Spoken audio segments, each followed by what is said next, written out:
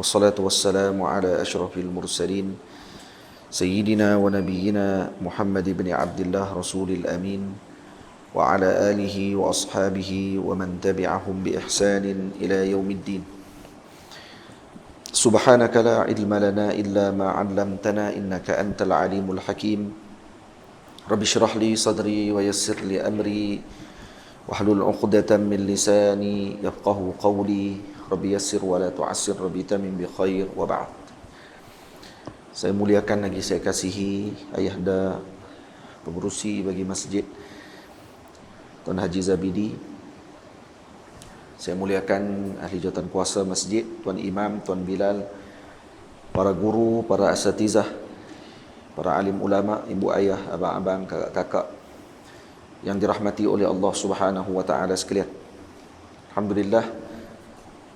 Pertamanya saya mohon ampun, mohon maaf terlambat dalam perjalanan. Dan kita sambung kembali bacaan kitab Fathul Muta'ali fi Adabil Ilmi wat Talaqi pada muka surat yang ke-34 bagi tulisan Jawi, muka surat 35 bagi tulisan Romi, iaitu pada adab penuntut ilmu. Ada dua bahagian adab yang saya susun dalam adab-adab penuntut ilmu ini. Yang pertama, adab penuntut ilmu dengan gurunya, dan yang kedua, adab penuntut ilmu di dalam majlis gurunya. Adab penuntut ilmu ada tiga sebenarnya ni. Sebenarnya tiga bab. Adab penuntut ilmu, adab penuntut ilmu dengan gurunya, dan adab penuntut ilmu di dalam majlis gurunya. Sepatutnya kena tulis tiga tu. Baik. Ikhlaskanlah niatmu wahai saudara di dalam menuntut ilmu yang mulia. Ini adalah adab yang pertama yang perlu dihadirkan oleh seorang murid ketika menuntut ilmu, iaitu mengikhlaskan niatnya semata-mata kerana Allah Subhanahu wa taala, dan membersihkan jiwa peribadinya daripada mempunyai penyakit-penyakit hati.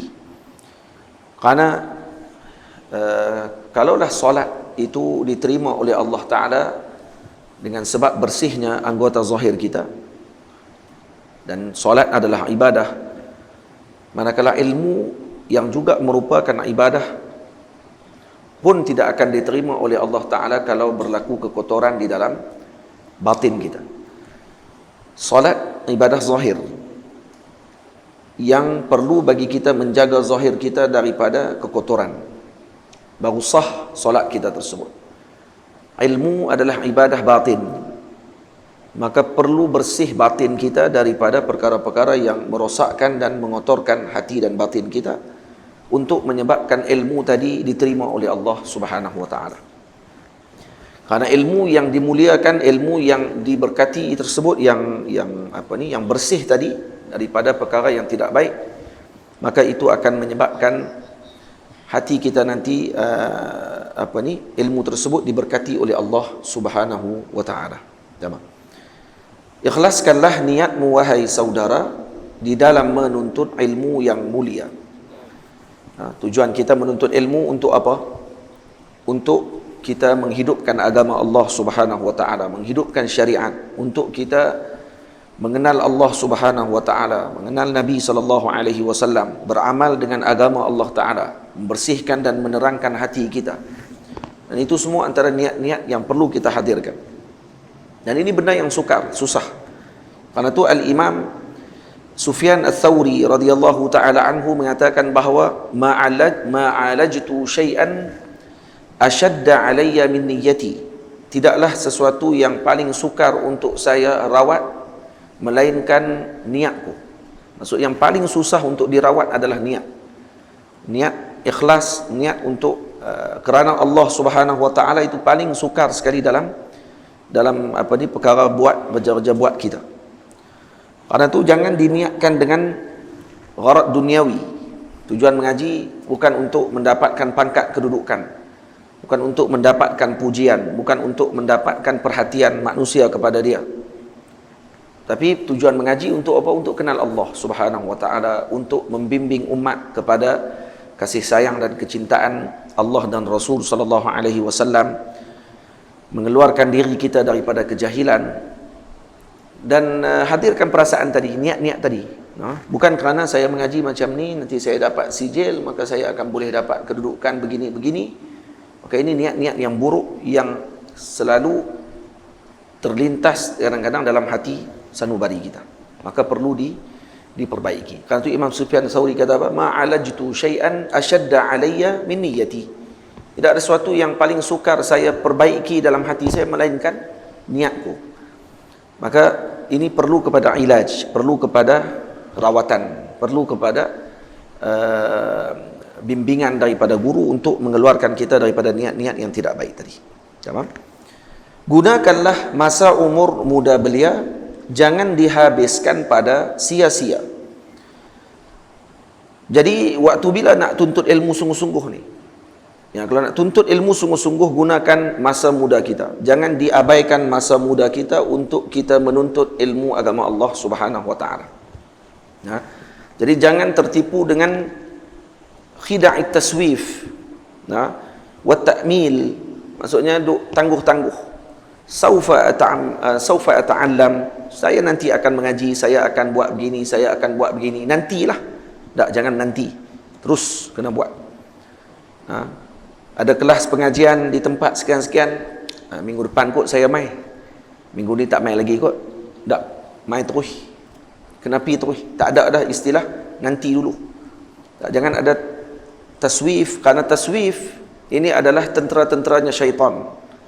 Tentera-tenteranya syaitan. Apa taswif? Saufa. Apa taswif? Nanti. Perkataan-perkataan nanti, nanti dulu dan sebagainya ini adalah tentera-tenteranya syaitan. Jadi dia akan mengganggu jiwa peribadi kita dan akhirnya menyebabkan kita jadi terlepas dengan banyak perkara. Boleh? Jadi gunakanlah masa umur muda belia, jangan dihabiskan pada sia-sia. Jadi perlu kepada perhatian, perlu kepada tumpuan. Disebut ni yaqta ma yaqdiru alaihi min al-ala'iq asy-syaghilah. Nanti saya akan sebutkan di sini. Jadi kita kena putuskan ketika nak menuntut ilmu ni, kena putuskan hubungan kita ni dengan sesuatu yang menyibukkan kita selain daripada ilmu. Maksudnya begitu. Sebab tu di tempat pengajian, kalau kata dibenarkan bagi murid mereka ni memakai handset dan sebagainya, ini akan menyebabkan murid tadi tidak akan fokus dengan pengajian. Kalau ma'at tahfiz, mudirnya bagi anak-anak murid pakai handset, habis, tak hafal Quran dia. Dia akan hafal Facebook ni. Hafal hari ni kawan ni tulis apa, kawan ni tulis apa. Nah, kalau anak-anak muda pula kalau duduk di pondok, ada handset di tangan, dia akan buat apa? Duduk tengok kawan ni kahwin, kawan ni pula lepas tu dah tunang, kawan ni lah kali jadi apa? Dia pun jadi galak. Macam duduk scroll gambar anak dara orang je. Kalau pakai Instagram pula, macam duduk tengok yang pakai purdah, tak pakai purdah. Lepas tu bila nak mengaji, tak mengaji. Sebab tu ilmu ini perlu kita berikan sepenuh perhatian kita. Al-ilmu, kata ulama, la yu'tika ba'dahu hatta tu'tihi kullaka. Ilmu tidak akan memberikan sebahagian daripadanya sehinggalah kamu memberikan seluruh kehidupanmu kepadanya. Maknanya seluruh kehidupan kita bagi kepada ilmu pun begitu, ilmu hanya bagi setengah saja. Bayangkan kalau kita bagi setengah, tak dapat apa terus. Kalau bagi seluruhnya pun dia akan bagi setengah. Kalau bagi setengah, tak ada apa. Nampak? Menuntut ilmu ketika masa tua seperti menulis atas air jua. Berbeza ketika umurmu remaja, tanggungjawab tidak sebanyak dewasa. Jadi menuntut ilmu ketika masa tua ini seperti menulis di atas air. Berbeza menuntut ilmu ketika muda. Lebih-lebih lagi ketika masih fresh, muda belia. Itu seperti menulis di atas batu. Seperti mengukir di atas batu. Susah, tapi lama lekat dia. Dibandingkan dengan yang mengaji waktu tua, dia akan cepat ingat, tapi cepat lupa. Dia faham, tapi dia lupa cepat. Tulis atas ayat lekat tak? Tak lekat. Lalu ambil pen tengok, pergi tulis atas ayat. Oi, senangnya. Tapi ada kesan, tak ada apa. Tapi cuba pergi ambil pahat kat batu. Susah. Tapi lekat lama, lekat lama. Nah, ini beza di antara yang mengaji waktu tua dan waktu mengaji ketika mudah. Tapi tidak menjadi alasan untuk kita terus mengaji. Sebab Qadi Ibnu Ziyad rahimahullahu taala mula mengaji umurnya 80 tahun. Dia mengaji umur 80. Qadi Ibnu Ziyad. Tu mula dia mengaji. Kemudian dia mengaji berapa tahun? Mengaji 40 tahun. Maksudnya dia habis mengaji umur dia 120 tahun. Umur dia panjang. Kemudian dia jadi qadi. Selepas 40 tahun mengaji, baru jadi qadi. Jadi qadi berapa tahun pula? 40 tahun lagi. Jadi umur dia 160 tahun. Nah, dan dia meninggal umur 160 tahun, 40 tahun mengaji, 40 tahun jadi qadi. 80 tahun tak mengaji. Tapi Allah Ta'ala panjang umur dia. Nah, alhamdulillah lah. Dan dia jadilah Qadi Ibnu Ziyad, ma'ruf, terkenal, alim, kabir. Kita takkan nak tunggu 80. Baru nak mengaji kita tiru Qadi Ibnu Ziyad kot. Umur 60 meninggal. Apa lagi 60? Hak muda jangan duk sangka umur panjang. Faham? Tu kata kena ambil peluang dan masa betul-betul untuk kita tuntut ilmu. Tak rugi kita tuntut ilmu. Tak rugi. Jadi berbeza ketika umurmu remaja, tanggungjawab tidak sebanyak dewasa.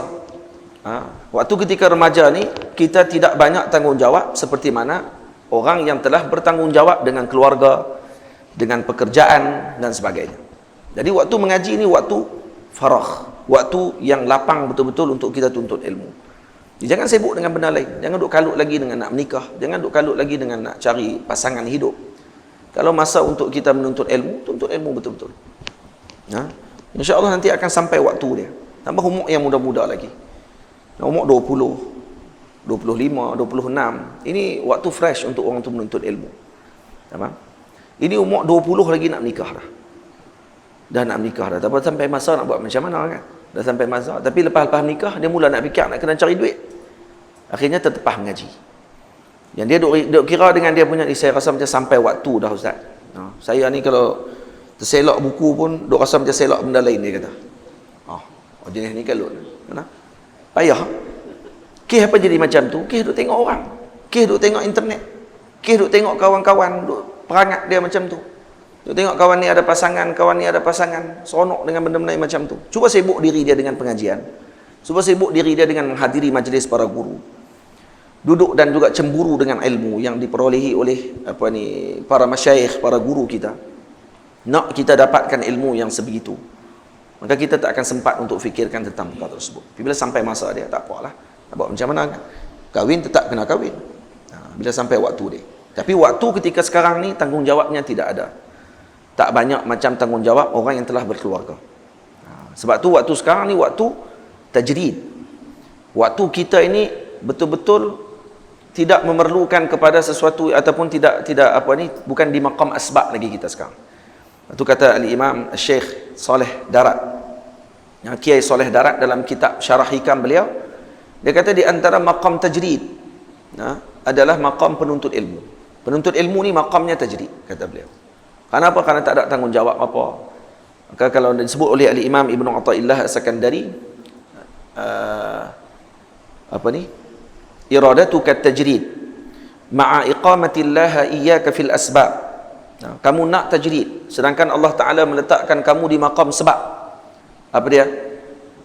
Iradatuka tajrid ma'a iqamatillah iyyaka fil asbab min syahwatil qafiyah. Ini syahwat yang tersembunyi dalam hati kita. Kamu di maqam sebab, tiba-tiba kamu nak ambil maqam tajrid. Ini syahwat yang ada dalam jiwa peribadi kamu. Anda mungkin nak suruh orang panggil kamu ni wali Allah Ta'ala, nak suruh kamu dipanggil sebagai ahli ibadah kepada Allah Ta'ala, sedang kamu di maqam asbab. Wa iradatukal asbab ma'a iqamatillah iyyaka fit tajrid inhitatun min himmatil aliyah. Kamu berada di maqam sebab. Iradatuka al asbab ma'a iqamatillah iyyaka fit tajrid. Sedangkan Allah Ta'ala menetapkan kamu di maqam tajrid, maka kamu telah menjatuhkan kedudukan kamu daripada yang tinggi kepada yang rendah. Faham? Kamu telah memilih himmah yang qasirah, himmah yang lemah pada waktu tersebut, semangat yang kurang. Baik, macam mana nak beza maqam asbab dengan maqam tajrid? Kata saya tanya kepada guru saya Maulana Syekh Yusri hafizahullah, kata Syekh, tes. Tes kehidupan kamu, tengok macam mana kamu ni di maqam tajrid ke maqam asbab. Bila saya baca dengan Kiai Soleh Darat, Kiai Soleh mengatakan bahawa nak kenal maqam tajrid dengan maqam asbab ni boleh mudah hanyalah ni untuk jalan mudah lah, iaitu dengan tengok kita punya tanggungjawab yang kita ada. Orang yang ada isteri, ada anak-anak, nah, kebanyakannya, bukan semua, kebanyakannya adalah berada di maqam asbab. Kalaupun dia maqamnya tajrid, maksudnya dia ini orang yang tidak perlu kepada sebab. Kalau dia duduk di tikar sejadah pun sekali ada nasi depan dia, tapi dia kena raih orang yang dia pimpin, keluarga dia, isteri dia, anak-anak dia. Kenapa? Karena al-dhaif amirul rakbi. Karena orang yang lemah adalah ketua ataupun yang perlu diberi perhatian dalam perjalanan. Dia seolah ketua dalam perjalanan. Maka yang kita kena tengok siapa yang paling lemah dalam keluarga kita. Jadi suami yang mempunyai maqamnya tajrid tinggi, dia wali Allah Ta'ala, maka dia tak boleh tengok dengan diri dia, kena tengok dengan anak bini dia. Sebab tu Sayyidina Rasul sallallahu alaihi wasallam dengan kedudukan Nabi yang tinggi, sebelum Nabi wafat, Nabi tinggalkan qut sanah. Maksudnya perbelanjaan makanan kepada keluarga Nabi setahun Nabi tinggalkan untuk isteri-isteri Nabi makan. Jadi bukan Nabi kira dengan kedudukan Nabi, Nabi tengok dengan isteri Nabi sallallahu alaihi wasallam. Walaupun isteri Nabi sallallahu alaihi wasallam kedudukan mereka tinggi di sisi Allah. Nah, mereka lebih memilih Nabi daripada dunia. Betul tak? Jadi kita kalau dah ada isteri, ada anak-anak, kita nak buat macam mana? Takkan nak biar mereka pun ahli zikir macam kita juga? Tak. Nak bagi mereka makan zikir, nah, bagi mereka makan tasbih, nah, pegang tasbih ni selawat, macam tu. Kita tak apa lah. Saya pun nak makan juga. Saya tengok kawan tu makan shell out sedap, saya tengok kan, saya pun nak juga. Jadi kita nak kena raih dia sebagai isteri kita, anak-anak kita. Anak kita pula suka makan udang goreng tepung contohnya. Pi bawa pergi kedai, tepung lebih daripada udang. Tak apalah, ngongkanya ada juga udang tu kan, makan. Nanti kenapa kita makan macam tu? Jamu dia, layan dia. Karena kita waktu tu di maqam asbab. Karena kita nak meraihkan mereka. Faham? Jadi orang yang berada di maqam tajrid, tiba-tiba dia memilih maqam sebab. Dan kata Kiai Soleh Darat, antara maqam tajrid penuntut ilmu. Kita di tempat penuntut ilmu, tiba-tiba pergi ambil jalan sebab. Waktu tengah duduk mengaji, Raja Kalut nak berniaga. Waktu tengah duduk mengaji, Raja Kalut nak cari duit poket dan sebagainya pada waktu tersebut. Nah, kecuali sangat memerlukan dan tidak mengganggu pengajian kita, tu tak apa. Ni sampai ganggu pengajian. Nah, Tuan Guru Haji Abdullah Lubuk Tapah, Bukit Ladang cerita dekat kami. Kata beliau waktu ketika dia duduk di Mekah, dia mula-mula pergi Mekah, Tuan Guru Haji Sa'ad Morgoy suruh dia pergi Mekah. Tuan Guru Haji Sa'ad yang suruh dia pergi Mekah. Tuan Sa'ad kata kat dia, kamu pergi Mekah. Dan Tuan Guru Haji Sa'ad jugalah yang pinang tanah pondok dia di Bukit Ladang tu dekat Tok Guru. Ni Tok Guru cerita sendiri. Tok Guru jelas cerita kat saya. Tok Guru main rumah saya lepas pondok zawiyah saya tu nak buat tu, dia main. Dia antara orang pertama yang main juga. Kalangan para ulama Kedah yang tua-tua ni yang main ke tempat ke rumah saya. Main nak bagi semangat. Jadi waktu dia main tu dia cerita, dia kata Tok Guru Haji Sa'ad pesan, dia pesan kalau kata nak buat pondok ni, kalau boleh ambil tanah tepi jalan, dia kata. Tak ganggu jalan orang. Tak ganggu jalan orang kampung, masalah nanti. Itu juga. Tanah saya masuk dalam sikit ni. Rumah saya duduk dalam sikit. Tu saya kata tanah saya ni macam mana tu? Tu kata kira tepi jalan tu, tepi jalan kecil. Faham? Jalan kecil lah. Tepi jalan kecil, tak tepi jalan besar. Kira boleh lah, dia kata. Tu kata tak apalah. Tok Guru pun cerita, dia kata tanah pondok saya tu, hak di Bukit Ladang tu, hak tolong pinang tanah tu, Tok Guru Haji Sa'ad lah, dia kata. Tok Guru Sa'ad Monggoy. Tok Guru Haji Sa'ad seminggu sebelum dia meninggal, dia pergi jumpa dengan tuan tanah, dia minta untuk serah dekat Tok Guru. Jual ke apa kan, kalau boleh bagi dekat Tok Guru. Tok Guru Jilah lah waktu tu baru balik Mekah. Dan lepas jumpa tu, Tok Guru tak bercakap dah. Tok Guru Haji Sa'ad tak bercakap dah. Senyap sampai dia meninggal. 7 hari lepas tu dia meninggal katanya. Nah, 7 hari selepas mana jumpa tanah tu, dia minta dengan tuan tanah. Sampai Tok Guru pun tak tahu. Sampailah tuan tanah mai jumpa, bagi tahu kata Tok Guru Haji Sa'ad mai jumpa dengan saya, minta serah tanah ni dekat Tok Guru. Tok Guru Haji lah. Barulah dia tahu rupanya Tok Guru dah pergi pinang tanah tu. Tok Guru Jisak Morgan suruh Tok Guru Hajilah pergi Mekah. Waktu pergi sampai di Mekah, Tok Guru Hajilah kata dia di Mekah duit tak ada. Sampai kawan-kawan dan apa ni yang pergi rombongan dengan dia cadang nak balik dah. Nak balik ke tanah air lah, ke Malaysia. Nak turun tanah air balik. Sebab kes dia kerana duit tak ada. Jadi mereka pun cadang pergi jumpa dengan Pak Dae. Jumpa dengan Pak Dae dan kemudian waktu jumpa tu Pak Dae tanya, "Mai buat apa ni?" Kata, "Kami mai ni nak bincang dengan Tok Guru." Kata, "Kami cadang macam nak balik, duit tak ada." Pak Dae kata apa? Pak Dae kata, "Nak tanya," dia kata, "duk kat Mekah ni, duk nampak ada anjing mati tepi jalan," dia kata. "Nampak anjing mati tak tepi jalan?" Oh, kata, "Tak ada, tak nampak je lah." "Ha, anjing pun hidup," dia kata. "Anjing pun boleh makan. Takkan hampa nak main mengaji tak boleh makan," dia kata. Pergi duduk depan Kaabah tu, dia kata. Sangkut dekat multazam tu, doa sungguh-sungguh kepada Allah Ta'ala. InsyaAllah hai boleh makan lah. Tapi ada sebahagian balik juga. Hai balik tak ini Tok Guru. Tapi hak kekal Tok Guru Hajilah kekal. Duduk dengan ikut arahan Tok Guru dia. Dan dia buat kerja tak? Dia buat kerja. Kerja dia apa dia? Dia buat cincin. Tok Guru Hajilah kerja buat cincin. Malam-malam dia kata lepas dah habis mengaji, naik atas bumbung rumah. Rumah harapkan je rumah kita. Rumah kita bumbung macam tu. Duduk atas bumbung tu, gelosok turun lah rumah kita. Ya. Ni rumah harap dia bumbung dia sama dengan di Mekah kan. Dia sutuh, dipanggil sutuh dia tu. Naik atas sutuh tu, duduk tempah cincin. Buat, esok pergi jual lah. Sebentuk, dua bentuk cincin dapatlah, bolehlah makan, kata Tok Guru. Lepas tu Arab bagi pula apa ni perak yang untuk Tok Guru buat. Lepas tu balik, dia buat balik, esok pergi bagi pula, jual. Macam tu kerja dia kata. Cari duit juga. Tapi tinggal pengajian? Tak tinggal. Khatamlah dengan Tok Guru Syekh Kadir Mandili kitab Tahrir, Hasyiah Tahrir. Nah, khatam kitab tu, khatam kitab ni apa semua. Apa tahun Tok Guru duduk ni? Puluh tahun duduk di Makkah Al-Mukarramah. Kalau macam tu tak apa. Masalah lah ni, oh dah kata berniaga tu tinggal terus mengaji. Tak pergi mengaji dah. So kata menikah, lepas menikah tak mai dah kelas. Ha, ni masalah. Mai jumpa dengan kita, tanya, "Ustaz macam mana nak mengaji Ustaz?" Pergi Mesir. "Ustaz macam mana nak mengaji?" "Saya nak menikah kan, tapi nak mengaji. Macam mana Ustaz boleh semangat mengaji lagi walaupun dah anak berapa orang dah? Isteri baru seorang kan, dan terus seorang tu insya-Allah kan." Dia kata, "Apa ni, macam mana Ustaz boleh semangat macam tu?" Saya kata, "Nak buat macam mana? Ubat dia pada rajin ni, tu ya. Dan ubat dia kita kena tahu kita ni nak apa sebenarnya. Mai ke keluar daripada negara kita, pergi duduk di musafir dan sebagainya, kita nak buat apa? Mai nak mengaji kan? Bukan main nak belek bini, main nak mengaji. Dan tu bukan tujuan kita pun nak pergi sana tengok boleh kahwin. Tak apalah, Alhamdulillah. Tu dah rezeki kita pada waktu tersebut. Tapi jangan tinggal hadaf dan tujuan asal kita tadi nak mengaji. Allah tahu, baik, terima kasih Ustaz. Jadi ubat dia pada Ustaz, ubat dia rajin. Satu saja. Malah ni tak ada ubat dah, mereka rajinnya. Bagi pilah Panadol ke, ubat turun daripada langit ke. Malaikat Jibril suak dalam mulut rajin pun tak jadi juga kalau hang memang pemalah. Jadi itu ubat dia. Mai jumpa kita, tanya pandangan. Pas tu tak jumpa terus. Pergi mana Pak Long ni? Balik Malaysia lah. Kenapa? Kerana duit tak ada, kata dia. Ni, dalam hati ni tak ada yakin pada Allah Ta'ala. Dah kamu kahwin. Kamu kena yakin dengan Allah Ta'ala.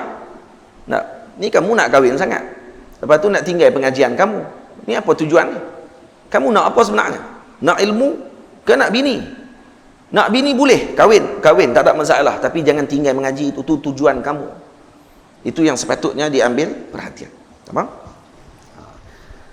Saya pesan ni kepada adik-adik kita ni, yang duduk di depan kita ni. Jangan duk fikir lagi benda-benda yang difikirkan oleh orang-orang dewasa. Cukup tumpu dengan pengajian kita. Yang hafal Quran, tumpu bagi habis 30 juzuk. Tu tujuan kita masuk tahfiz. Ni tahfiz duk tahfiz, tujuan dia apa? Nak mengaji, hafal Quran, bagi habis 30 juzuk. Tu tujuan kita. Ambil syahadah, ingat betul, tu baru tahfiz. Nampak? Masuk tahfiz tu tujuan dia. Boleh. Jadi berbeza ketika umur remaja, tanggungjawab tidak sebanyak dewasa. Kita tak banyak tanggungjawab lagi pada waktu sekarang. Bila dah mula ada tanggungjawab, bila dah kahwin, isteri tadi mengandung. Bila dah mengandung, kena ada anak. Bila dah ada anak, dah mula tanggungjawab dia bertambah seorang lagi. Kemudian anak sakit, isteri sakit, nak kena pergi hospital, klinik dan sebagainya. Kena keluar duit. Sebab tu kena susun betul-betul masa kita dengan pengajian. Saya alhamdulillah di Mesir, walaupun dah kahwin, anak masa tu dah 2-3 orang, tapi orang rumah alhamdulillah dia faham. Kata saya ni mengaji. Lepas tu waktu saya hantar isteri dengan anak-anak saya pergi duduk di kampung di Mansurah, lebih kurang 3 jam daripada Kahirah. Yang saya pernah boleh pergi ke Kahirah, ke Mansurah hanya seminggu sekali saja saya boleh pergi. Saya beritahu dah kat orang rumah saya, bolehkah duduk macam ni, tak apa kah? Saya duduk di Kahirah, mereka duduk di Mansurah. Dia terpaksa kena jaga anak-anak. Sebab apa? Sebab saya ada tugas saya di Kahirah. Saya kena mengaji, saya kena mengajak, saya ada ruak jawi, saya ada tanggungjawab saya. Jadi macam mana tak apa. Dia kata tak apa, yang penting anak-anak boleh hafal Quran, dia kata boleh kenal Quran. Apa, alhamdulillah dah. Tak apa, dia boleh sanggup duduk. Dia yang urus anak-anak pagi-pagi bangkit, lepas tu sekali nak balik nak masak pula, lepas tu nak keluar pergi hantar anak pula pagi-pagi. Sekali dia pun pergi mengaji Quran juga, lepas tu sekali tengah hari pergi ambil pula. Saya tak nak bayang macam mana, tapi dia boleh duduk. Dan jiran-jiran pun bagus, baik, tak ada masalah. Dia kata tak apa. Saya kata tak apa, alhamdulillah. Macam tu pun nak nikah 2 lagi. Tu cara tu, cara tarik balik atas ni. Faham tak? Jadi kalau nak berkeluarga boleh, tak ada masalah, tapi letak kita punya hadaf kita yang paling utama tu apa? Kita nak apa sebenarnya? Kamu pergi ke Mesir buat apa? Kamu pergi mengaji di pondok buat apa? Saya nak ilmu, bukan nak pergi cari anak dara orang. Nah, kan pergi pondok sebab nak tengok anak dara pondok hak segak-segak. Lepas tu balik kenen, lepas tu dah kali menikah. Hak tu je. Tapi tak apa-apa. Sebab tu jangan macam tu. Tuntut ilmu kena sungguh-sungguh. Gemar bertangguh dan panjang angan-angan, ini penyakit hendaklah dielakkan.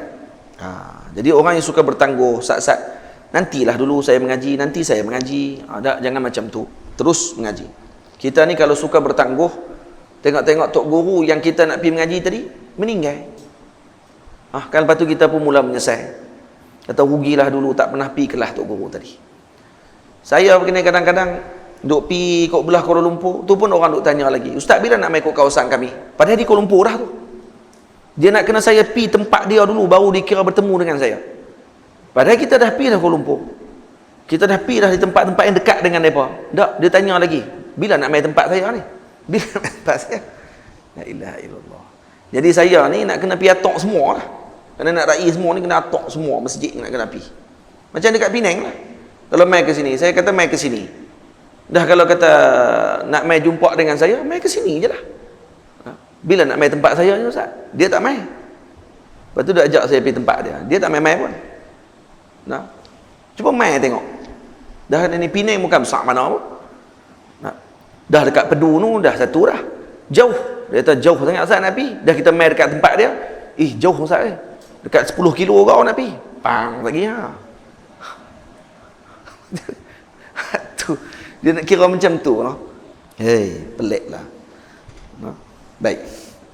Kadang-kadang kita duk buat live. Kita tak buat live. Macam saya pagi-pagi duk mengajak di Zawiyah. Lah ni setiap pagi ada kelas di pondok saya. Setiap pagi saya mengajak. Lepas wirid, kita akan baca kitab Nahwu, baca kitab Tasawuf. Saya baca kitab Tuhfatus Saniyah dengan baca Tajul Arus. Pagi-pagi, tiap-tiap pagi. Lepas akan main yang subuh dengan saya. Anak murid ada 3-4 orang. Kemudian baca kitab. Wirid sejam. Lepas wirid baru baca kitab. Kemudian ada yang tulis komen. Buatlah live ustaz, buatlah live. Dia minta buat live. Dia minta buat live, dia tak tengok pun. Kalau buat live, cakap dia kata ada orang yang tengok ustaz apa semua kali. Tak apalah. Hak yang nak tengok tu dia tak minta pun. Hak yang nak tengok betul-betul tu tak minta pun. Hak yang pulun nak minta ni haram tak tengok pun. Habis data yang kita duk buat live ni dia haram tak tengok pun. Sembang sonok je saja, sonok nak komen. Buatlah live, kesianlah kami duk jauh tak boleh nak pi. Bagi kita rai jugalah, ada lah nanti kita akan buatlah insya-Allah. Mula minggu ni insya-Allah saya akan mula pada setiap 10 pagi sampai pukul 11 pagi kita akan baca kitab Al-Bayan karangan Syekh Ali Jumaah hafizahullah. Fatwa Syekh Ali berkenaan dengan soalan-soalan yang kontroversi yang berlaku waktu sekarang ni, macam mana Syekh Ali Jumaah jawab soalan-soalan tersebut. Saya akan baca kitab tersebut, buat live atau membuat live insya-Allah. Dan kemudian berhenti saat 15 minit dan kita akan sambung baca kitab lain pula. Baca kitab apa tau? Baca kitab apa? Kitab kedua. Baca kitab Imam dan Makmum. Nah, saya akan baca kitab Wablul Ghamam. Nah, fi ahkami Ma'mum wal Imam. Karangan Syekh Abdul Rahman Al-Ahdal kalau tak silap saya. Itu ringkasan kepada kitab Qaulut Tamam. Karangan Syekh Ibnu Imad Al-Ikhfahsi rahimahullahu taala. Kitab Qaulut Tamam atau Qaulut Tam. Qaulut Tam kitab dia terbaik.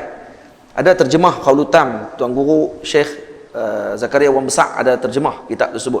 Tapi saya tak baca kitab tu, saya baca kitab Wablul Ghamam karangan Syekh Al-Ahdal rahimahullahu taala, insya-Allah. Kita baca dua kitab tu. 10 sampai pukul 12. Maksud 10 sampai pukul 11 satu kitab. 11 suku sampai 12 suku satu kitab. Saya nak tengok orang nak tengok live ke tak? Sembang kambing lagi. Nah, minta live lah apa semua kali, tinggal 4 orang lah kali. Dia tak kisah pun orang tengok live ke tak tengok live ke, itu ikut suka mereka lah. Tapi yang minta tu dia tak tahan tu. Tolonglah live Ustaz, kesianlah kat kami. Dah kali dia tak tengok pun. Dah kali dia tanya, boleh tengok rakaman boleh tak Ustaz? Habis tu lebih baiklah abang awal. Kita nak tengok rakaman. Tak. Jadi jangan bertangguh dengan pengajian kita. Kalau ada guru tadi datang di satu tempat, kita pergi. Saya antara penyesalan dalam hidup saya tak sempat bertemu dengan Syekh Nuruddin Aitar. Yang mana saya sangat kagum dengan beliau. Saya baca tulisan beliau, saya mengajar tulisan beliau di Ruak Jawi, saya baca Bulughul Maram dengan syarahan beliau, tapi saya tak jumpa dia. Saya ada di Mesir waktu dia datang. Dia datang pada waktu tu tahun 2009 kalau tak silap saya, dia mai ke Mesir. Dan saya ada di Mesir dan saya nak pergi kelas dia pada malam tersebut. Saya dah sampai dah di Azhar, tapi saya ada urusan pada waktu tu dengan guru saya, Syekh Ahmad Mamduh. Saya kena teman guru saya pada waktu tersebut. Tapi saya tak bagi tahu kat tok guru saya, kata kat Syekh Ahmad, kata saya nak kena pergi ke kelas Syekh Nuruddin Aitar.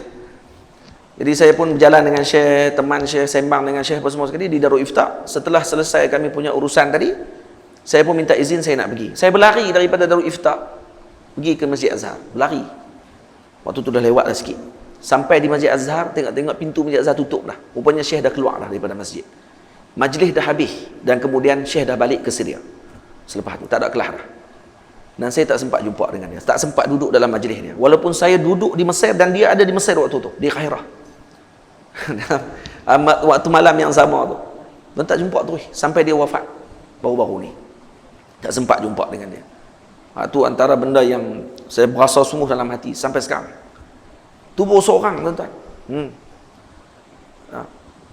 Macam mana dengan guru-guru yang duk ada tapi kita tak pernah pergi jumpa dengan dia? Ambil peluang pergi jumpa dengan guru kita. Jangan duk harap guru tu mai ke tempat kita saja. Kita lah kena pergi berjalan, pergi jumpa dengan dia. Baik. Penuntut ilmu janganlah menyibukkan berfikir berteman dengan perempuan. Ni penuntut ilmu jangan duk sibuk nak fikir berteman dengan wanita sahaja. Sikit-sikit nak kawan dengan orang perempuan tu. Sikit-sikit nak add perempuan tu dalam Facebook dia. Sikit-sikit nak follow perempuan tu dalam dia punya Instagram dia. Dia cukup karan bab-bab tu. Ni jaga no, ni fitnah. Jaga. Tang mana saja anak dara orang tulis, semua dia like. Love semua. Tersilap tekan Ustaz. Saya tersilap tekan. Masalah dia semua. Itu semua dia like. Oh jenis ni masalah. Jangan duk sibuk nak fikir dengan perempuan ni. Perempuan pun samalah. Jangan duk sibuk sangat nak kerja nak follow orang lelaki, kerja nak tengok orang lelaki tu, orang lelaki ni, mencari imam dan sebagainya. Mencari imam, main masjid. Ada imam, siap lah. Carilah imam rawatib. Dibayar gaji lagi. Dia jadi imam tu. Kalau jadi imam, lepas nikah haram tak mayang jemaah pun. Kalau lepas nikah mayang asing-asing. Tok lelaki mayang dalam bilik, tok bini mayang kat luar. Subuh dua-dua tak bangkit. Jadi penuntut ilmu janganlah menyibukkan berfikir berteman dengan perempuan. Karena apa? Karena nanti akan otaknya jadi syaghal, otaknya jadi sibuk dengan fikir benda lain. Dia tak akan mampu untuk nak tajmi'ul fikri, untuk nak tumpukan fokus dengan fikiran dia tentang pengajian. Hanya otak dia akan pergi merata, tak boleh nak fokus. Lepas tu saya syaratkan orang yang nak masuk pondok saya nanti, anak murid 10 orang tu tak boleh menikah, tak boleh bertunang. Tak boleh. Kalau bertunang pun silakan, tak ada masalah. Tapi handset tak boleh ada. Kalau saya jumpa handset, mereka main curi-curi, kali dengan tuan-tuan handset, saya lempar dalam sungai. Nak try boleh. Mereka tak kenal lagi kita. Mereka nampak kita macam baik kot saat ni, dia tak buat kot. Try. Kat orang lain tak buat, kat anak murid saya buat sungguh. Tapi di Mesir saya tak buat macam tu lah, sebab dah besar-besar dah. Ni pun besar-besar juga, umur 18 saya nak terima.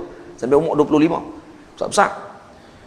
Tapi mereka kena terima lah syarat kita. Sebab kami di Ruak Jawi dulu, kami tak letak syarat tu. Tak letak syarat, kata anak-anak murid tak boleh ada handset dan sebagainya. Tak ada, kita tak letak syarat. Sebab kita tahu tanggungjawab mereka di Mesir tu dah lain lah waktu tu. Jadi kalau di Malaysia ni, boleh kita letak syarat tu. Saya nak letak syarat tu. Tak boleh. Kalau ada handset ni, dia akan jadi ganggu pengajian dia. Dia mula kerja nak kontak orang. Lah kali bila nak baca, bila nak mengapai, asyik dengan handset saja. 2 jam tengok Facebook, lebih dia suka daripada 2 jam buka kitab. Ada waktu tu.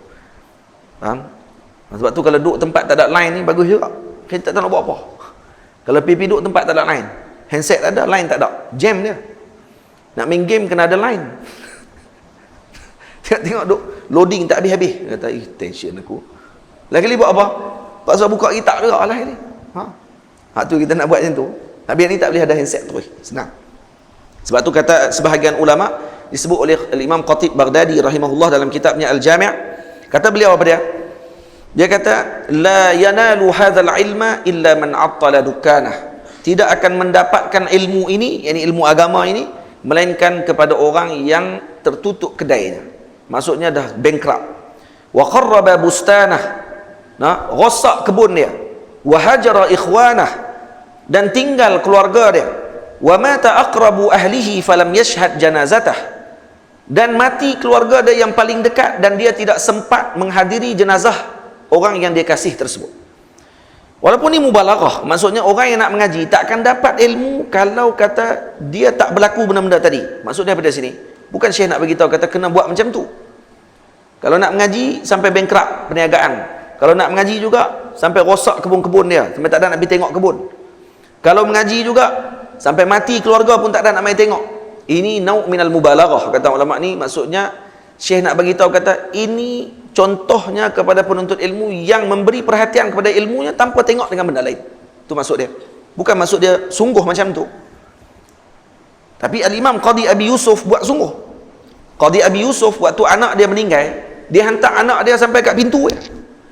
Qadi Abi Yusuf, anak murid Imam Abu Hanifah, dia hantar jenazah anak dia sampai kat pintu ya. Orang lain yang pergi hantar pergi ke kubur. Orang tanya ke dia, tak ikut ke? Dia kata tak, nak kena pergi kelah Imam Abu Hanifah, kata dia. Kenapa? Anak-anak aku meninggal, tak boleh nak hidup balik dah. Sekat tu je, orang boleh pergi hantar ke kubur. Tapi tinggal kelah Imam Abu Hanifah, tak ada orang boleh ulang balik dah kelah tu. Kalau kita, orang Melayu kata, lebih tengok ni, bukan selalu mati. Hari ni je pun nak kena tak ada nak abang kata apa. Nak abang kata bersungguhnya dia dan juga beri perhatiannya dengan ilmu. Ada seorang anak murid jumpa dengan, kalau tak salah saya, Habib Abdullah, kalau tak saya salah, Asy-Syatiri. Habib Abdullah Syatiri, pendiri Ribat Tarim. Dia mengadu kepada Habib Abdullah, kalau tak salah saya lah, ataupun Habib Salim. Maklum kepada gurunya, kata saya dah tak boleh mengaji lagi di tempat ni kerana saya payah nak mengapai. Saya nak hafal payah, kata dia. Jadi saya ni tak boleh nak hafal kerana fokus tak ada dah, Tok Guru. Sebab apa? Sebab saya tak kuat ingatan, kata dia. Tok Guru kata, baik. Saya nak minta izin nak kena balik ke negara saya. Tu Habib Abdullah katanya bawa keluar surat-surat. Rupanya banyak surat dia. Yang keluarga dia di kampung hantar surat, tapi Tok Guru tak bagi dekat anak murid ni. Lepas dia dah sebut kata dia nak balik tu, Tok Guru pun bawa keluar kotak surat tu. Ni surat-surat daripada keluarga kamu yang pernah hantar, tapi saya tak bagi kat kamu, bukan sampai masa dia lagi. Sekarang dah sampai masa dia. Baca surat-surat ni. Dia pun buka surat tu, baca satu-satu. Surat banyak bukan main. Baca, ada yang dia berkaca mata dia, ada yang dia teriak, ada yang dia tersenyum, ada yang macam-macam lah. Surat tu macam-macam. Akhirnya dah selesai dah dia baca surat-surat ni, Tok Guru pun tanya. Habib Abdullah katanya tanya kepada dia, apa dia yang tulis dalam surat tu yang sampai kamu boleh senyum, nangis, dengan berkaca mata kamu? Kata dia, surat yang pertama tadi cerita bab ni, keluarga saya begini. Surat kedua pula macam ni. Boleh cerita semua sampai habis surat. Tok Guru kata, hebat ingatan kamu. Hebat, kamu kata kamu tak ingat, ingatan tak kuat lah apa semua tu, kamu boleh cerita sebiji-sebiji Surat ni apa dia, surat ni apa dia, sampai habis surat. Terkejut dia. Pengetuk guru saja nak tengok dia macam mana. Tu dia kata, kenapa kamu boleh ingat? Kenapa kamu boleh ingat ketika kamu baca tu? Dia tak tahu tu. Karena kamu fokus. Karena kamu fokus. Kamu waktu baca surat kekasih kamu fokus setiap perkataan yang ditulis. Tapi cuba kamu baca kitab, kamu fokus. Masalah dia baca kitab tak fokus macam baca surat kekasih dia. Baca surat, fokus pula. Baca mesej yang dia punya kekasih hati dia hantar, Allah. Setiap perkataan tengok. Setiap perkataan. Di i'rabnya. Tapi yang surat ni Allah Ta'ala hantar dekat dia, kitab yang para masyayikh tulis, dia suruh baca, mengaji, dan itu dia tak fokus. Maka macam mana nak ingat? Tak ingat dia. Kerana tak fokus. Masalah kita apa dia? Masalah kita bukan ingatan tak kuat. Sebab Allah Ta'ala dah bagi jadi akal kita ni dah luar biasa dah. Cuma ada yang nak kena asah, ada yang lambat sikit. Itu nak kena asah lah. Ada yang cerdik sungguh, beranak-beranak dah jenis dah. Dah ada dah dipanggil zakat wahbi dipanggil. Bukan wahbi. Zakat wahbi ni pada cerdik yang anugerah. Allah Ta'ala bagi. Ada yang zakat kasbi. Zakat kasbi untuk cerdik dia tadi kena asah. Baru jadi cerdik. Dia cerdik dah. Cuma nak kena asah. Guru tadi kena sabar. Cari potensi dia. Baru boleh. Ada yang macam tu. Sama? Tu yang apa ni, saya pernah bagi tahu kat tok guru saya, Syekh Ahmad Mamduh. Saya bagi tahu kat dia, Syekh, saya ni payah nak ingat je. Saya ni dah umur dah meningkat dah, jadi tak apa nak ingat. Syekh duk suruh hafal matan. Saya duk kena hafal matan sulam, mantik. Mengaji dengan Syekh mengaji mantik. Hak wajib mantik tu kena menghafal matan sulam.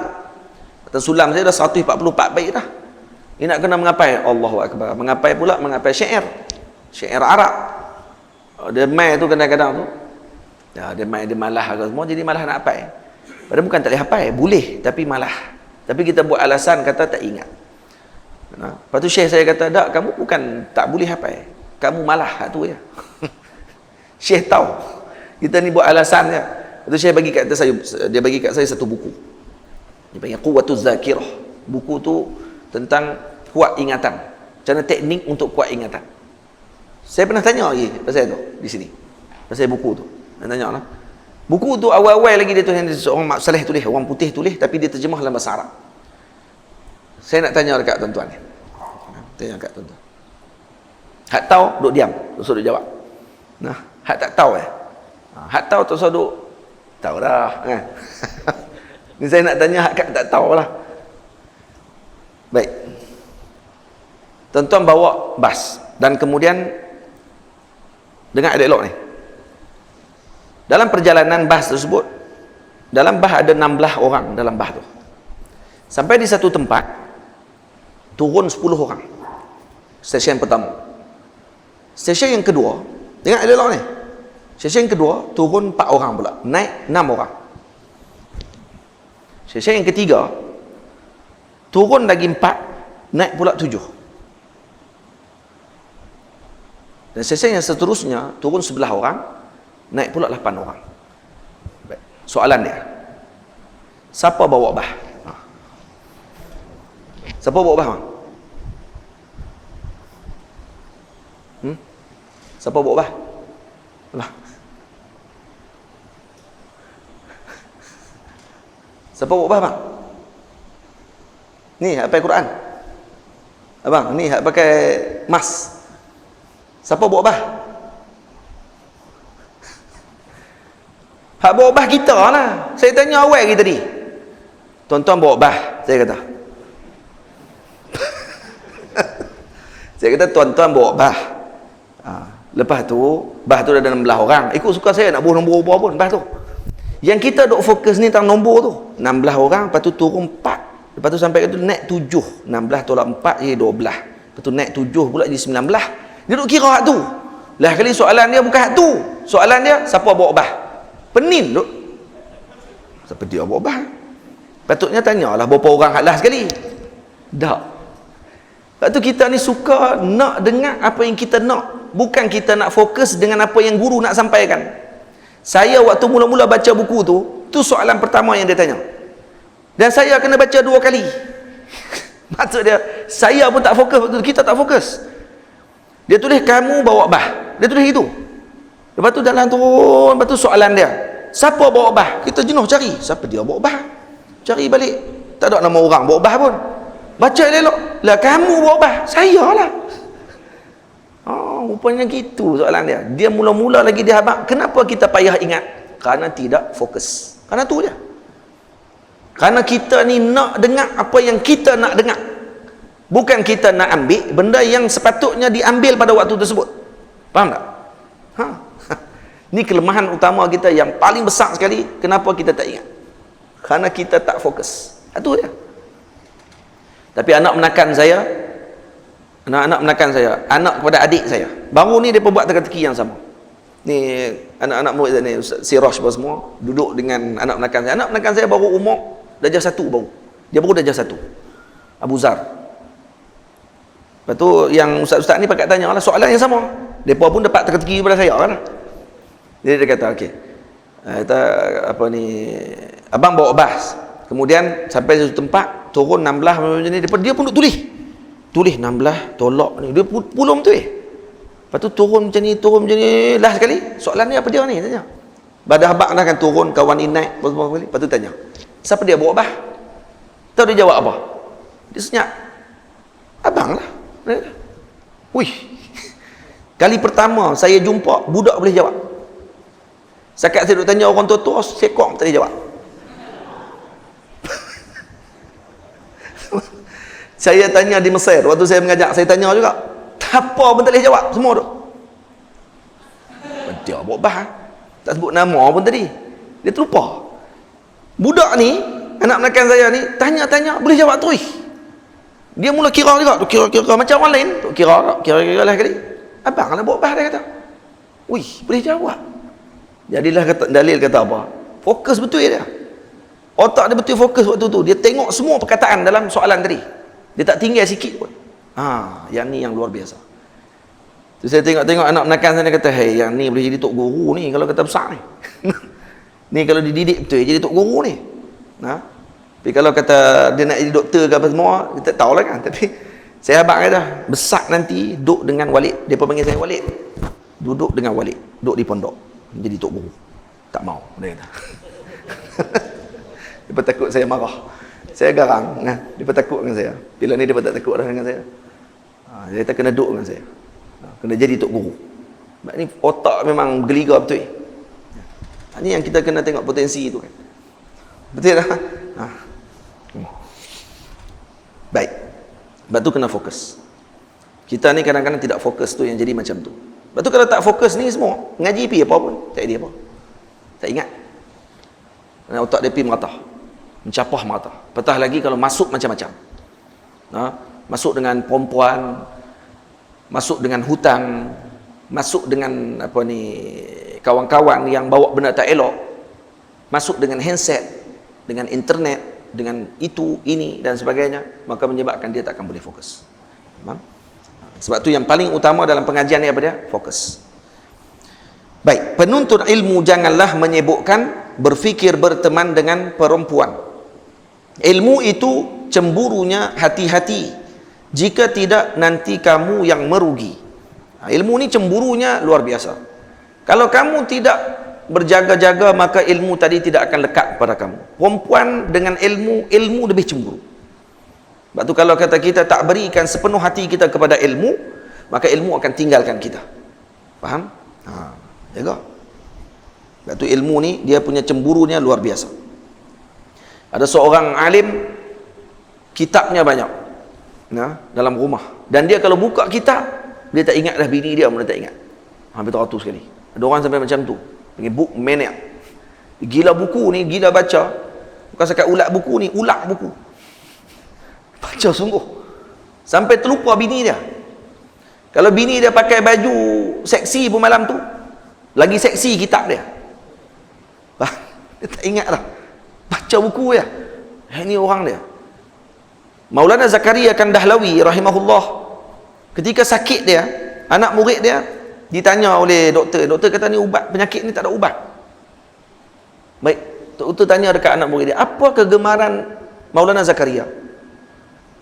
Kegemaran ni tak ada benda lain, kitab. Baik, bawa dia pergi maktabah. Pergi ke maktabah, apa dia yang anak murid dia buat? Bagi kitab dekat tok guru. Tok guru duduk kat meja kitab. Nak murid main hantar kitab. Dia pun buka kitab baca. Tengok kitab ni, hantar kitab lain pula main tak. Lega.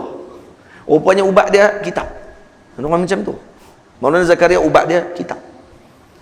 Syekh tadi ni, alim tadi saya terlupa nama dia. Dia punya gila dengan kitab sampai tertinggal bini dia. Sampai bini dia pernah sebut kata apa? Saya ni kalau suami saya kahwin 4 orang, saya kurang lagi jealous. Masalah bukan dia ni, madu saya bukan 4 orang, madu saya 1000. Tu, penuh karak. Tu semua madu saya. Rupanya dia kata madu dia bukan 4 orang, bukan 3 orang. Dia tak ada madu pun. Dia kata madu dia lebih banyak daripada 4 tu. Yang duk kat rak kitab tu semua madu-madu dia. Sebab apa? Sebab laki aku bila buka saja yang tu, terlupa terus aku. Sampai macam tu sekali. Ajaib no dengan ulama-ulama kita. Al-Imam Muslim radhiyallahu anhu ditanya dalam satu majlis, ni yang terakhir sebelum dia wafat, tentang satu masalah, kemudian dia tak boleh jawab masalah tersebut. Kemudian Imam Muslim minta izin untuk esok kata dia akan bagi jawapan. Malam tu bermula daripada selepas isyak tu dia mula buka kitab. Dan kebetulan waktu tu ada orang hadiahkan satu bekas besar kurma. Dan sambil dia buka kitab, dia makan kurma sebiji. Sambil tu duduk baca kitab, buka kitab dan sebagainya. Sampai rupanya habis kurma dalam bekas besar tu, dia tak sedap kata, dah subuh dah. Sampai subuh baca. Dan wafat dia setelah tu. Wafat terus. Mana makan buah kurma satu bekas. Tak perasan kata makan kurma sebekah sambil duduk buka kitab. Dan jumpa masalah tu akhirnya. Selesai. Masalah tu dia jumpa juga. Dan meninggal setelah tu. Macam tu sekali sibuk dengan ilmu. Nah, mungkin kerana kalau dah makan kurma banyak macam tu, mungkin ni kot naik gula ke, tinggi ke dalam badan. Boleh jadilah kan. Tapi meninggal. Muslim meninggal. Kerana apa? Kerana sibuk dengan ilmu sambil tak sedap makan kurma satu bakui. Nah. Masya Allah. You know? Tu ulama-ulama kita. Jadi ilmu itu cemburunya hati-hati, jika tidak nanti kamu yang merugi. Elakkanlah dari gemar kemasyhuran, tiada keuntungan malah meruntuhkan. Jadi jangan kita nak cari masyhur saja, kerana dia tidak menguntungkan kita pun, malah merugikan kita. Tamam? Tadi bab kahwin tadi, kata Imam Sufyan, kata apa? Kata dia, man tazawwaja faqad rakibal bahra. Siapa berkahwin, maka dia, waktu penuntut ilmu ni, siapa yang menuntut ilmu kemudian dia berkahwin, maka dia seumpama menaiki bahtera. Dia tengah naik di atas kapal laut. Fa in wulida lahu faqad kusira bihi. Kalau beranak saja, maka tenggelam terus. Mula kahwin macam duduk atas kapal, duduk atas tengah laut ni, ombak. Tu dah mula dah waktu tu. Beranak aja karam terus. Maksudnya tak pergi mana terus, duduk situ habis. Sebab tu kata Imam Khatib, wa yustahabbu lit-talibi an yakuna azaban ma amkanah. Sepatutnya disunatkan bagi penuntut ilmu, hendaklah mereka ini di kalangan orang-orang yang bujang semampu mungkin. Li'alla yaqta'ahu al-ishtighalu bi huquqi az-zawjiyyati wa talabil ma'ishati an ikmalit talaq. Karena untuk apa? Untuk memutuskan dia daripada sibuk dengan hak-hak isterinya, dan juga untuk dia mencari kehidupannya, sehingga memutuskan dia daripada menuntut ilmu. Itu tujuan dia. Yustahab, maksudnya sunat dia ni bujang, karena tidak mau disibukkan dengan sesuatu yang lain menyebabkan dia terputus daripada ilmu. Itu maksud dia. Faham? Sebab tu kata Imam Badruddin Ibnu Jamaah, fatarku tazwiji li ghairil muhtaji ilaihi aw ghairil qadiri alaihi aula. Jadi meninggalkan berkahwin bagi seorang yang tidak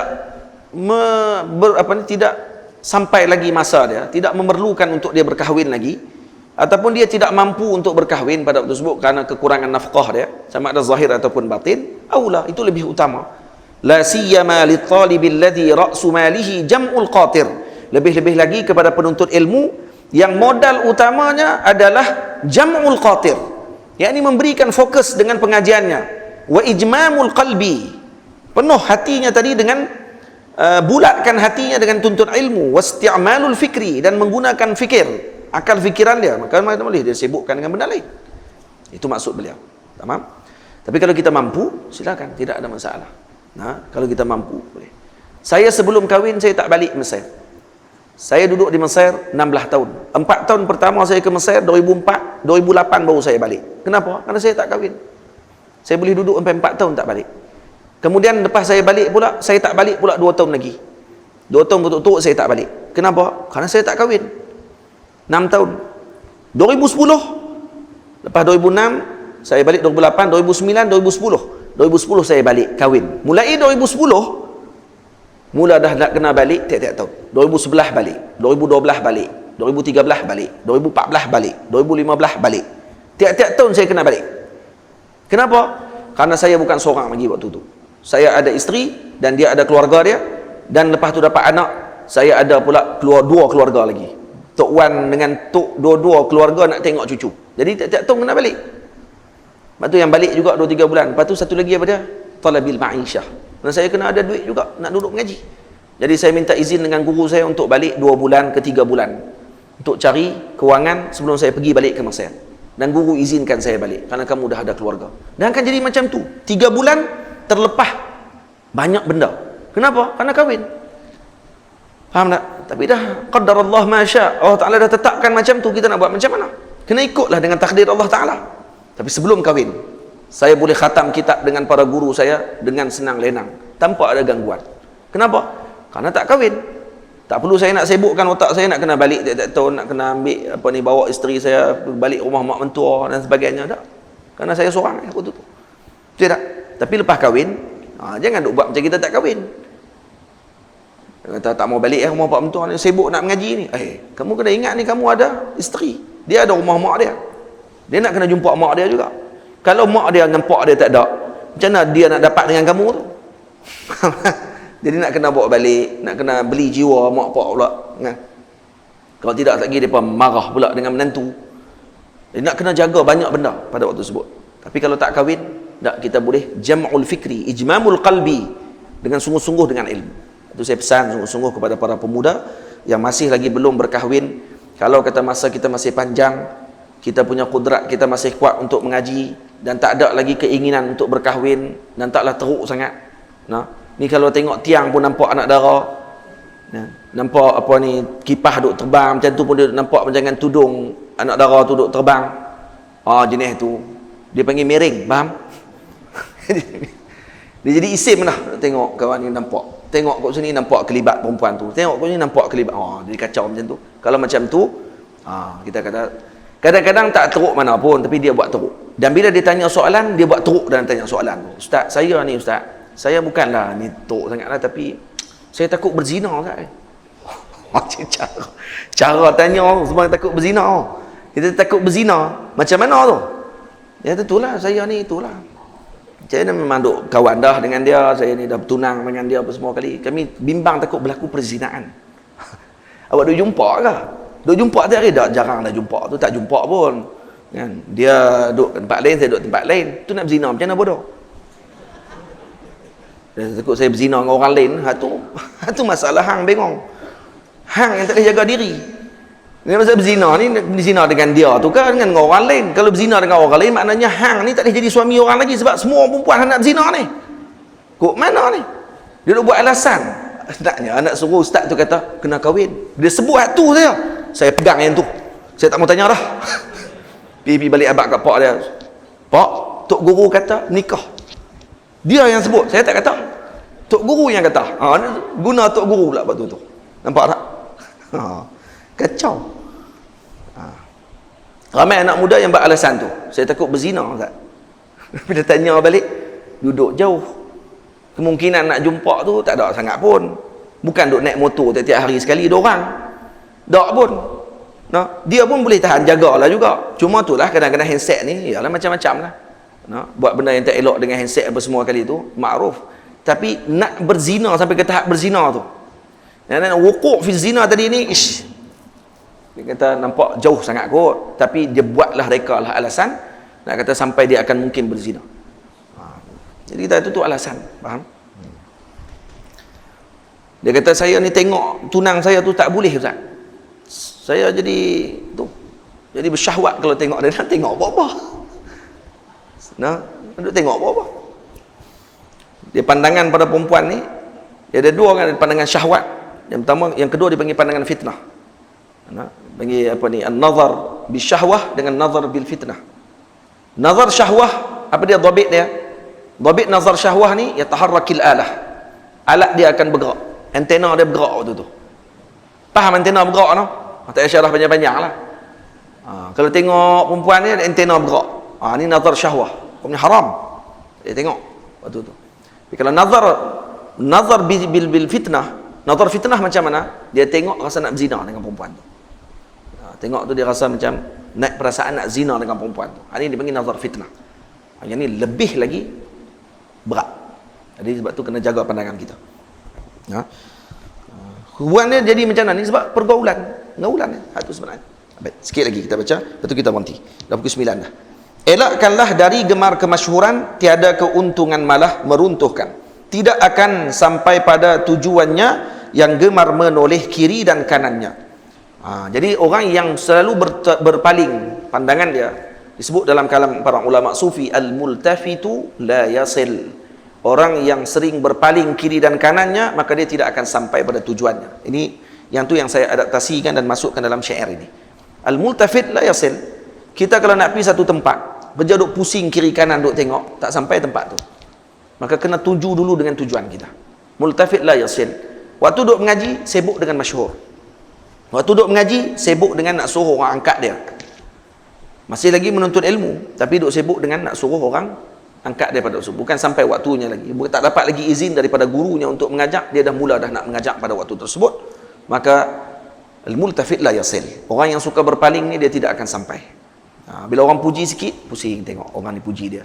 Dan orang angkat dia sikit, terberhenti dekat tu je. Maka tak akan sampai. Sebab tu tidak ada sesuatu yang sangat rugi melainkan orang yang mampu meneruskan tapi dia berhenti di tengah jalan. Faham? Dia boleh nak teruskan perjuangan dia dalam ilmu, tapi dia berhenti sekat jalan. Nampak tak? Jadi apa ni, itu yang kita sepatutnya ambil berat. Ikutilah pesan para guru kita, jangan isti'jal belum tiba waktunya, dan ikutlah pesan para ulama agar kita tidak isti'jal. Apa isti'jal? Kita kalut, kita sibuk, kita apa ni, kalut lah. Isti'jal ni kalut maksudnya. Sebelum sampai waktunya.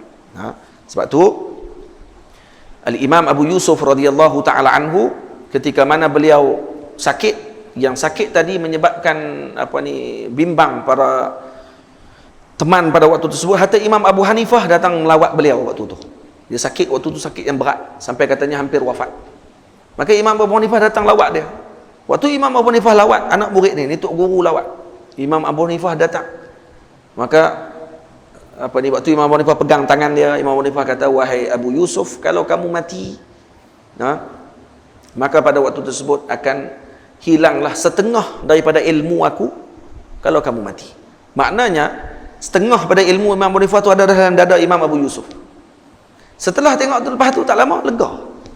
Lepas lega tu tersebarlah berita, kata orang sebut pujian Imam Abu Hanifah kepada Imam Abu Yusuf. Nak bagi kita kata Imam Abu Yusuf ni membawa ilmunya Abu Hanifah. Jadi orang anak muda pun pakai main jumpa dengan dia. Akhirnya Imam Abu Yusuf mengajak. Anak muda ramai main kelas dia pada waktu tersebut. Dan dalam keadaan Imam Abu Yusuf tak minta izin dengan Imam Abu Hanifah waktu tu. Tak minta izin. Ini diceritakan oleh guru kami, Maulana Syekh Usamah Al-Azhari. Jadi waktu tu Imam Abu Hanifah bila tengok anak muda ramai berkumpul di masjid untuk mengaji dengan seorang pemuda ni, dia tanya siapa dia mengajak tu. Maka dia berkata tu Imam Abu Yusuf, Qadi Abu Yusuf. Oh ya, Abu Yusuf mengajak. Lepas tu Imam Abu Hanifah kata, pergi tanya soalan dekat dia. Maka dia hantar satu soalan. Soalan ni, kalau kata Imam Abu Hanifah kata, cuba kamu tanya soalan dekat dia, tengok. Soalan ni soalan aku bagi ni. Kalau dia jawab boleh, tak betul. Kalau dia jawab tak boleh pun tak betul juga. Dia dua-dua tak betul. Kerana jawapan dia perlu tafsil. Jadi anak murid ni pun pergilah ke majlis Imam Abu Yusuf. Habis majlis, Imam Abu Yusuf pun tanya, ada siapa-siapa nak tanya soalan? Pemuda ni pun angkat tangan, saya nak tanya soalan. Dia pun tanya soalan. Bila tanya-tanya tu, Imam Abu Yusuf kata boleh. Hukum dia boleh pada waktu. Dia kata tak betul. Maksud kiak balik. Tak boleh. Tak boleh pun tak betul juga. Lepas tu Imam Abu Yusuf panggil dia, mai tak? Mai ke depan. Soalan kamu ni bukan soalan kamu, dia kata ni. Ini soalan Abu Hanifah ni. Ini soalan tok guru aku ni. Dia kata betul. Imam Abu Hanifah yang hantar. Anak murid boleh tahu ni soalan tok guru dia. Sebab ni bukan orang calang-calang boleh tanya soalan ni. Terus dia bertinggal kelas dia, mai ke kelas Imam Abu Hanifah, dan dia kata, wahai imam, wahai guruku, kenapa kamu uji saya dengan soalan tadi? Imam Abu Hanifah radhiyallahu anhu kata, soalan macam tu pun kamu tak boleh jawab. Kamu mengajak. Nah, tazabbabta qabla an tuhasram. Kamu jadi zabib sebelum kamu masak. Kamu jadi kismis sebelum kamu masak. Anggur nak jadi kismis kena masak dulu. Bukan anggur putih jadi kismis. Dia proses anggur nak jadi kismis. Anggur tadi daripada putih masak kismis. Lepas tu kata Syekh, tazabbabta qabla an tuhasram. Kamu jadi kismis sebelum kamu masak dengan ranum. Macam mana kamu nak mengajak? Kamu tak masak lagi. Mak Abu Yusuf tinggal pengajian selepas tu, tinggal terus mengajak, mengaji pula 20 tahun lagi. Sampai cukup 40 tahun beliau belajar dengan Al-Imam Abu Hanifah radhiyallahu taala anhu. Ini yang saya ambil daripada guru saya Maulana Syekh Usamah Al-Azhari hafizahullahu taala. Faham tuan-tuan? Itu kata jangan isti'jal. Nah, anak-anak muda jangan isti'jal. Sabar dulu, insya-Allah. Sabar, nanti dengan tu Allah Taala akan bagi kepada kita panduan ilmu yang bagus, dan kita akan sampai pada masanya kita akan bercakap nanti kalau sampai masa dia. Jangan kalut dengan syuhrah, jangan sibuk dengan nak pandangan orang dan sebagainya. Jangan kita mula sebelum mendapatkan izin daripada guru kita. Maksud izin guru ni besar sebenarnya dalam sistem pendidikan Islam ini. Karena kalau tanpa izin maka kita tidak akan mampu untuk memberikan panduan. Karena hanya dengan sekadar izin daripada guru kita tadi, seolah-olah guru kita telah memberikan kunci dan dibukakan kunci-kunci futuh kepada kita. Kunci-kunci pembukaan kepada kita. Kita sendiri tidak sedar pada waktu tersebut. Jadi saya rasa sekat tu dulu. InsyaAllah bulan hadapan kita akan kumpul balik, bertemu untuk kita sambung bacaan kitab kita yang seterusnya, yang lebih penting, yang lebih utama untuk kita bahaskan. Karena kita semua adalah penuntut ilmu agama Allah Subhanahu wa taala. Aqulu qawli hadza astaghfirullahal azim li wa lakum. Assalamualaikum warahmatullahi wabarakatuh.